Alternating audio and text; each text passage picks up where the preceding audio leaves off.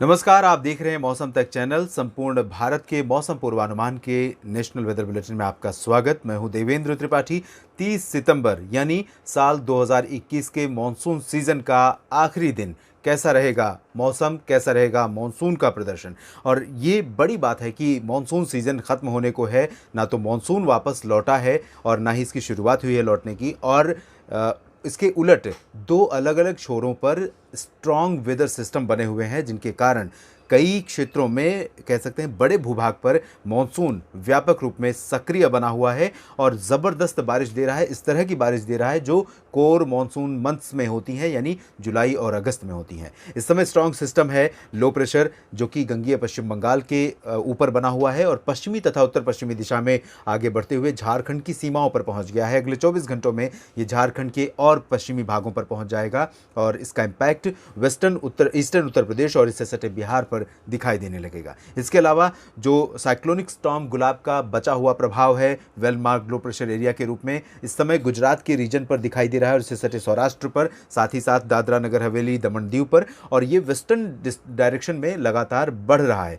अगले 24 घंटों में यानी 30 सितंबर को जब आप सुबह सुबह मॉडल डेटा देखेंगे या जब अपडेट करूंगा नया बुलेटिन, उसमें आप देखेंगे कि ये सिस्टम अरब सागर में पहुंच चुका होगा, जहां पर इसको फिर से एनर्जी मिलनी शुरू हो जाएगी और ये सिस्टम वापस री एनर्जाइज होकर रीजेनरेट करेगा और स्ट्रॉन्ग डिप्रेशन या डीप डिप्रेशन बन जाएगा। लेकिन ये आगे जाएगा, जैसा कि मैं बार बार कह रहा हूं, इसका इम्पैक्ट भारत के भूभाग पर बहुत ज़्यादा नहीं पड़ेगा, लेकिन आगे बढ़ने के बावजूद ये गुजरात और इससे सटे भागों पर, खासतौर पर जो पश्चिमी घाट है भारत का, इन भागों पर कुछ समय के लिए अपना प्रभाव दिखाता रहेगा। उसकी वजह यह है कि जब ये सिस्टम स्ट्रांग होगा तो इसका दायरा बढ़ जाएगा और ये सुदूर क्षेत्रों तक हवाएं आकर्षित करता रहेगा और हवाओं को पुश करता रहेगा। तो ये सिस्टमों की स्थितियां हैं और इन्हीं सिस्टमों के कारण आप देख सकते हैं बादल देश के ज़्यादातर इलाकों पर बने हैं। सबसे ज़्यादा जो प्रभावित होने वाले राज्य हैं, पूरब से लेकर पश्चिम तक का ये क्षेत्र है। पूर्वोत्तर भारत में भी कई स्थानों पर बादल बने हुए हैं।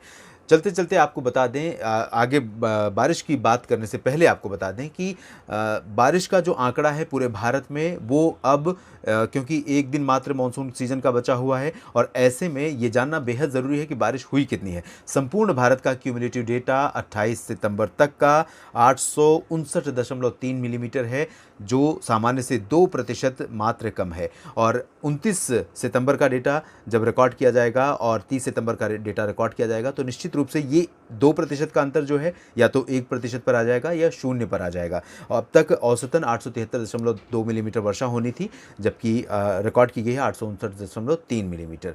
तो कमी बहुत ज़्यादा नहीं रह गई है, इसकी भरपाई हो सकती है। बीते 24 घंटों में जो वर्षा रिकॉर्ड की गई थी, यानी 28 सितंबर की सुबह 8:30 बजे जो 24 घंटों का बारिश का आंकड़ा था, वो रिकॉर्ड किया गया था पूरे भारत में 9 मिलीमीटर के आसपास, जबकि औसत वर्षा 24 घंटों में होती है 3 मिलीमीटर और इसी तरह की बारिश बीते 24 घंटों में हुई है। तो उम्मीद यह है कि ये कवर हो सकता है, जीरो के आसपास लॉन्ग पीरियड एवरेज रेनफॉल का डेटा पहुंच सकता है। और अब आइए जानते हैं देश के किन भागों पर बारिश होने की संभावना आगामी 24 घंटों के दौरान नजर आ रही है। शुरुआत करेंगे उत्तर भारत के मैदानी इलाकों और पर्वतीय इलाकों से। यहाँ पर देख सकते हैं जो लो प्रेशर सिस्टम आगे बढ़ रहा है बंगाल के ऊपर से, इसके प्रभाव से उत्तरी इलाकों में पूर्वी हवाएं बंगाल की खाड़ी से मॉइस्चर लेकर पहुंच रही हैं और इसी वजह से यहां उत्तराखंड, हिमाचल प्रदेश और जम्मू कश्मीर के कुछ इलाकों में वर्षा दर्ज की जा सकती है। इंटेंसिटी यहां पर लाइट टू मॉडरेट रहेगी, बहुत भारी वर्षा नहीं होगी, लेकिन उत्तराखंड के मसूरी, नैनीताल और आसपास के इलाकों में, पिथौरागढ़ तथा आसपास के कुछ इलाकों में भारी वर्षा की गतिविधियां भी हो सकती हैं। लद्दाख में मेनली ड्राई वेदर रहेगा। गिलगित बाल्टिस्तान, मुजफ्फराबाद में भी शुष्क मौसम की ही संभावना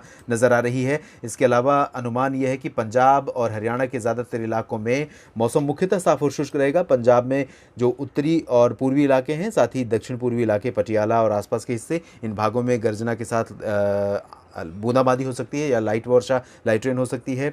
यही स्थिति हरियाणा में भी रहेगी, करनाल और पंचकुला, अंबाला, यमुनानगर, इसके अलावा रेवाड़ी, महेंद्रगढ़, पलवल, झज्जर, महेंद्रगढ़ और गुरुग्राम, फरीदाबाद, साथ ही साथ दिल्ली, वेस्ट यूपी, इन सभी क्षेत्रों में इसी तरह की संभावना रहेगी। बूंदाबांदी हो सकती है गर्जना के साथ, या लाइट रेन हो सकती है। बादल आते जाते रहेंगे, स्ट्रॉन्ग बादल नहीं रहेंगे, बहुत मीडियम क्लाउड्स रहेंगे। लो क्लाउड से बारिश की संभावना रहती है, तो लो क्लाउड्स फिलहाल अभी यहाँ पर नहीं आएंगे। इसके साथ ही हम ईस्ट राजस्थान में देखें तो दक्षिण पूर्वी राजस्थान में बारिश का जो सिलसिला है वो अब थोड़ा सा कम होने लगा है और यहाँ पर उत्तर पूर्वी राजस्थान के क्षेत्रों में अलवर, जयपुर, भरतपुर, डूंगरपुर और आसपास के इलाकों में कुछ स्थानों पर हल्की वर्षा होने की संभावना है। शेष राजस्थान में मेनली ड्राई वेदर रहेगा, लेकिन भीलवाड़ा, उदयपुर और माउंट आबू, साथ ही साथ प्रतापगढ़, जालौर, सिरोही, जोधपुर, जैसलमेर, बाड़मेर, ये जो साउदर्न रीजन है राजस्थान का, इन भागों में बादल रहेंगे और कहीं कहीं पर गर्जना के साथ हल्की वर्षा हो सकती है। कोटा में भी बारिश हो सकती है, सवाई माधोपुर में भी वर्षा की संभावना रहेगी और यहाँ जिस तरह का ड्राई वेदर लग रहा है ऐसी स्थितियाँ नहीं रहेंगी। लाइट रेन की संभावना यहाँ पर रहेगी, कहीं कहीं पर मॉडरेट रेन भी खासतौर पर जोधपुर, जालौर और बाड़मेर, जैसलमेर में हो सकती है, क्योंकि सिस्टम का इम्पैक्ट रहेगा। अरब सागर से ये सिस्टम यहाँ पर मॉइस्चर को पुश करता रहेगा, लगातार भेजता रहेगा। इसके बाद सेंट्रल इंडिया की तरफ चलते हैं और यहाँ देखते हैं मध्य प्रदेश में। तो मध्य प्रदेश के पूर्वी भागों में इंटेंसिटी कल बढ़ जाएगी। 30 सितंबर को मानसून का आखिरी दिन मानसून सीजन का जो होगा वो पूर्वी मध्य प्रदेश के भागों के लिए अच्छी वर्षा वाला दिन हो सकता है। उमरिया और जबलपुर, साथ ही साथ सागर, सतना, पन्ना, टीकमगढ़, इन सभी क्षेत्रों के साथ साथ सिंगरौली में भी कुछ स्थानों पर भारी वर्षा हो सकती है मध्यम से, और शहडोल, आसपास अनूपपुर, डिंडोरी, मांडला, बालाघाट, इन भागों में भी कुछ स्थानों पर मध्यम से तेज वर्षा जरूर दर्ज की जा सकती है। वेस्ट एमपी में गुना, अशोकनगर, विदिशा और भोपाल, उज्जैन, इंदौर, रतलाम, देवास, धार, मंदसौर, इन सभी भागों में लाइट रेन की संभावना है। बैतूल में कुछ स्थानों पर मध्यम बौछारें गिर सकती हैं। ग्वालियर और आसपास के इलाकों में कुछ जगहों पर भारी वर्षा दर्ज की जा सकती है। गुजरात में बारिश की इंटेंसिटी में काफ़ी कमी आ जाएगी आने वाले 24 घंटों में, लेकिन आज शाम और रात में काफ़ी ज़्यादा वर्षा यहाँ पर होने की संभावना है। ये जो उत्तरी पूर्वी दक्षिण पूर्वी रीजन है, इन भागों से लेकर दादरा नगर हवेली, दमन दीव का रीजन, पोरबंदर, द्वारका, राजकोट, जामनगर, सुरेंद्रनगर, ओखा और नलिया, साथ ही साथ भुज, अहमदाबाद, वडोदरा, आनंद, इन सभी भागों में मध्यम से भारी बारिश आज रात में देखने को मिलेगी। कल इन भागों में इंटेंसिटी कम हो जाएगी, लाइट टू मॉडरेट रेन की संभावना रहेगी और ये सिस्टम आगे बढ़ जाएगा तो भुज में और द्वारका, पोरबंदर में कल भी 30 सितंबर को भी मध्यम से भारी वर्षा लगातार जारी रहेगी। उत्तर पूर्वी गुजरात के क्षेत्रों में कुछ स्थानों पर आज शाम और रात में मध्यम से भारी बौछारें गिर सकती हैं। कल से इंटेंसिटी यहाँ पर काफ़ी कम हो जाएगी। इसके बाद हम बात करेंगे महाराष्ट्र के भागों की। महाराष्ट्र में पिछले दिनों से बहुत ज़बरदस्त वर्षा रिकॉर्ड की गई है ड्यू टू साइक्लोनिक स्टॉर्म गुलाब। इसके अलावा इससे पहले जो सिस्टम आया था उसने भी विदर्भ और मराठवाड़ा के रीजन में कई जगहों पर मूसलाधार वर्षा दी थी, लेकिन अब यहाँ पर मराठवाड़ा के लोगों को बहुत राहत मिलेगी। बारिश कम हो रही है। बारिश जिस तरह से साइक्लोनिक स्टॉर्म के कारण हुई है, इसके कारण जान और माल के नुकसान की भी खबरें हैं मराठवाड़ा, महाराष्ट्र के मध्य भागों में और विदर्भ में, लेकिन अब लोगों को यहाँ राहत मिल सकती है। लेकिन इसके बावजूद विदर्भ में चंद्रपुर और नागपुर में कुछ स्थानों पर वर्षा दर्ज की जा सकती है, हल्की से मध्यम। मध्य महाराष्ट्र में नासिक, धुले और पुणे, सांगली, सोलापुर, सतारा, कोल्हापुर, इन भागों में हल्की वर्षा हो सकती है। जबकि गोवा से लेकर रत्नागिरी और सिंधुदुर्ग, अलीबाग, मुंबई और पालघर, दहानू, इन सभी क्षेत्रों में कुछ स्थानों पर हल्की से मध्यम वर्षा होने की संभावना है। छत्तीसगढ़ के भागों में और उड़ीसा के क्षेत्रों में बारिश की इंटेंसिटी काफ़ी अच्छी रहेगी। इस लो प्रेशर सिस्टम के कारण उत्तरी छत्तीसगढ़ के कई शहरों में मध्यम से भारी बौछारें गिर सकती हैं। ओडिशा के आंतरिक इलाकों में आप देख सकते हैं यहाँ पर scattered light to moderate rain possible है। कोस्टल रीजन पर ड्राई वेदर एक्सपेक्टेड है, लेकिन इन भागों में भी कुछ जगहों पर हल्की वर्षा से हम इनकार नहीं कर सकते, इस तरह की संभावनाएं बन सकती है।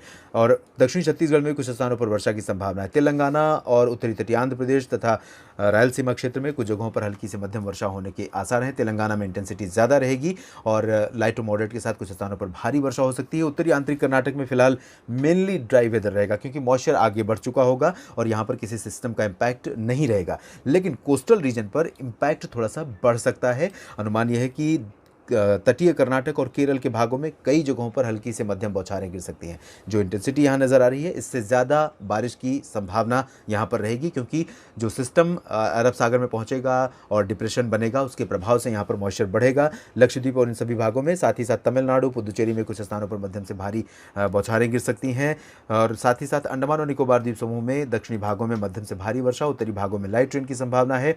पूर्वोत्तर भारत के क्षेत्रों में देखिए यहाँ पर इंटेंसिटी बारिश की बहुत कम हो रही है। इसके बावजूद असम, मेघालय, अरुणाचल, नागालैंड, मणिपुर, मिजोरम, त्रिपुरा का जो रीजन है, 7 सिस्टर्स स्टेट्स जिसे हम कहते हैं, ये भारत का महत्वपूर्ण रीजन और इन भागों में कुछ स्थानों पर हल्की से मध्यम बौछारें गिरने की संभावना नजर आ रही है। ज़्यादा बारिश नहीं होगी, लेकिन गंगीय पश्चिम बंगाल और झारखंड में कुछ स्थानों पर लो प्रेशर सिस्टम के कारण गंगीय पश्चिम बंगाल में आज रात में बहुत भारी, रात तक बहुत भारी बारिश कई जगहों पर हो सकती है।